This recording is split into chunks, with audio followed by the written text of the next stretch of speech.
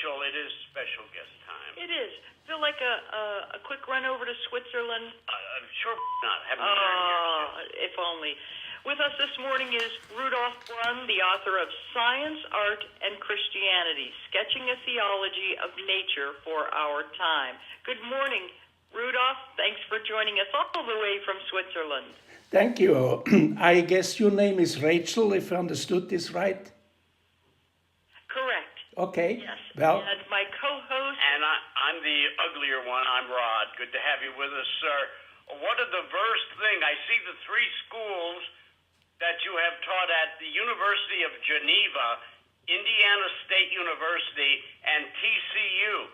That's quite a rainbow of learning institutions right there. well, I like rainbows. As you should, yes. They're really beautiful. As is many things and nearly all things on our big blue marble, correct? If you look at them properly, yeah. Yes. Okay. Rudolph, go ahead. Now call me Rudy, that's much easier, okay? Oh, Rudy, okay. I certainly will, thank you. I guess what was the original impetus for putting this collection of thoughts together with God and nature and expressionism known as art? Well, thank you for asking that question. It has to do with my curriculum vitae, vitae. You see, I grew up at the University of Basel with a professor by the name of Adolf Portmann. And this Adolf Portmann was a biologist, but he had a keen interest in art also. And so where biology and his interest for art came together is by the research he did about how organisms present themselves to the outside world, you see. And there are, of course, extraordinary organisms that present themselves in almost miraculous ways to the outside world. Not only marine snails, for example, that are very multicolored, some of them are, but in birds we might be a little bit closer to what we know. If you remember a peacock's tail, for example, or my thesis was on the feather development of the Argus pheasant, which to me is even more spectacular than a peacock tail. But you see, this kind of beauty that we see in a peacock tail, or when a peacock presents itself to the female, then one has to ask the question, where does this beauty come from? And Charles Darwin, in his thoughts, kind of reflected on that very question. And the way he came, the solution he found is to write, it is the female that has a taste for beauty, and the male kind of tries to satisfy her. Isn't that gorgeous?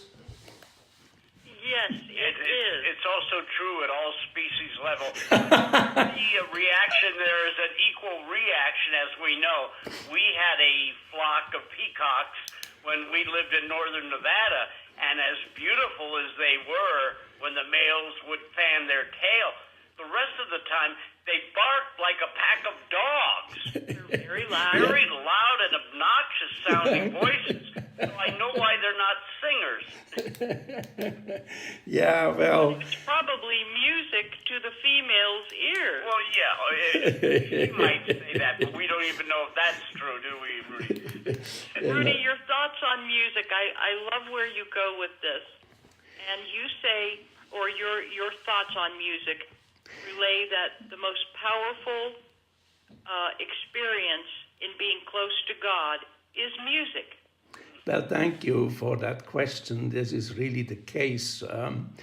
And if you would allow me to perhaps comment just for a couple seconds on the beauty in music.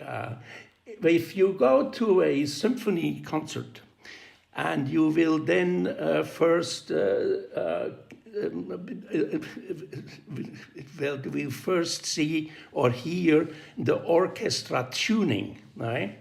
And then the concertmaster comes and the orchestra will tune, and then the conductor comes, and then the orchestra will start playing.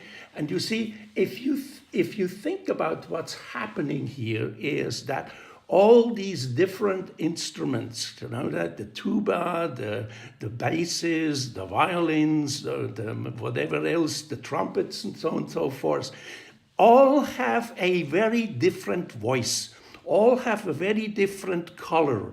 And when they kind of play in unison, all these different colors are there, and what you hear is really a unity in the diversity of all these instruments.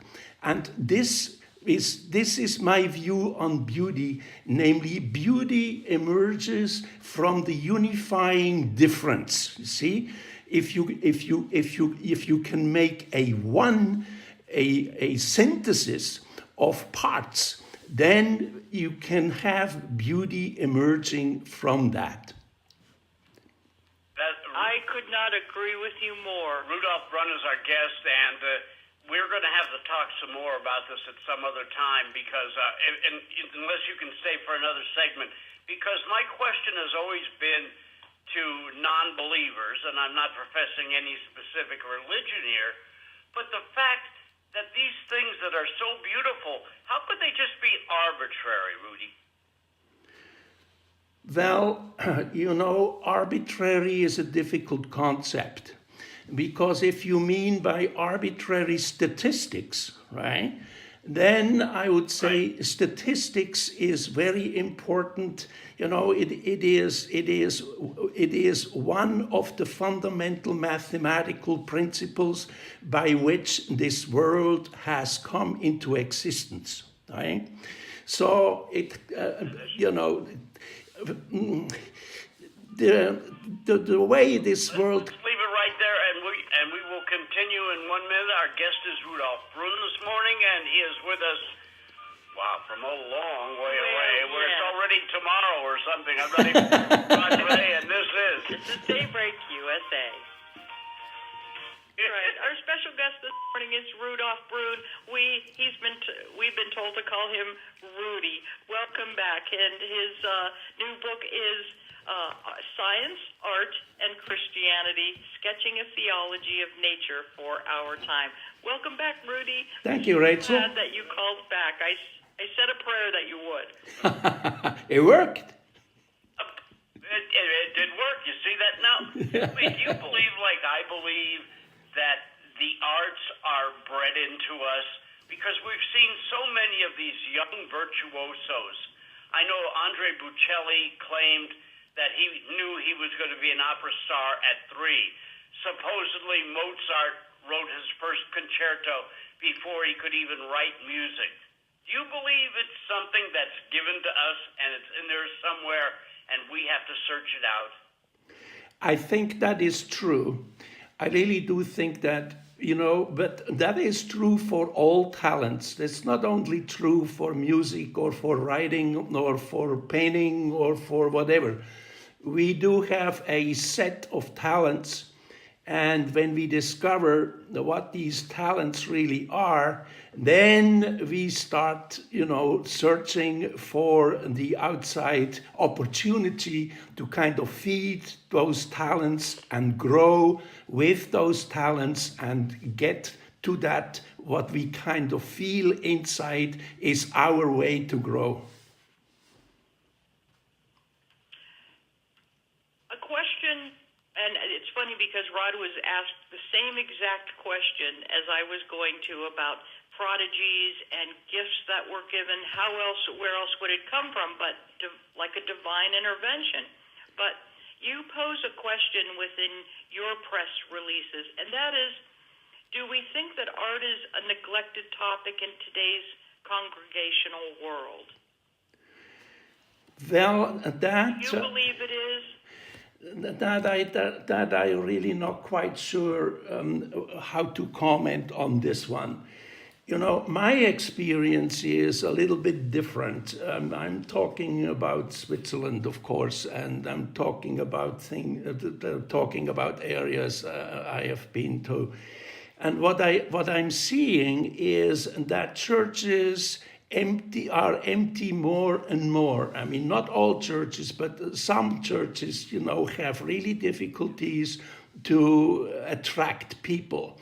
And what I also notice is that art exhibits, you know, are crowded most of the time. So I would dare to say that those people that for some reason do not go to church anymore might perhaps prefer to go to an art museum and see some art. I would put it this way.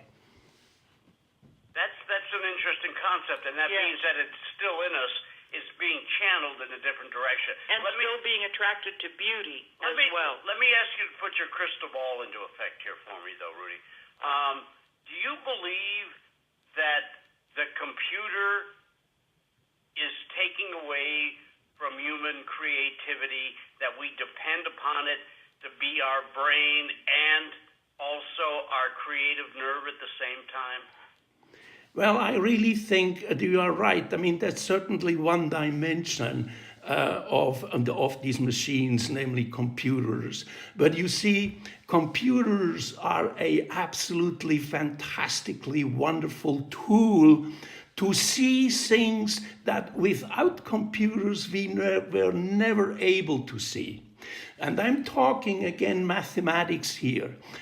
You know, we can see details of this world, details of creation, using computers that we never ever had any imagination they would exist. Think, for example, of the Hubble Space Telescope. All right? I mean, the Hubble Space Telescope is one of those machines that is under computer control, of course, but the pictures that this Hubble Space Telescope has delivered to us, I mean, just go to NASA and see the series of pictures that they have. We have never seen creation in a way like this, you know? A supernova explosion, or this is just incredibly fantastic. And it seems to me this beyond fascinating, the pictures that we are getting back of our universe, and without that computerized machine, we would have never been able to have access to them. Rudy, can we go to churchandscience.squarespace.com for more of your thoughts and writings? Is that correct? Well, of course, there are some videos there, and there are some information there how I had the chance to grow up. And let me just make that really very sure. I had a wonderful, wonderful chance in my life, and that is to come to America. You know, to come to America was for me and my family one of those gifts that you really, really, really cannot say thank you for enough. It was just wonderful. And why is America so wonderful? Because what America is trying to do is to unify diversity into unity, and that is exactly what I call where beauty emerges. Thank you so much. Great. We look forward to talking to you again, Rudy. Be well. That was Rudolf Braun. Go to www.churchandscience.squarespace.com. This is Rod and Ray on Daybreak USA. Thank you. Appreciate it.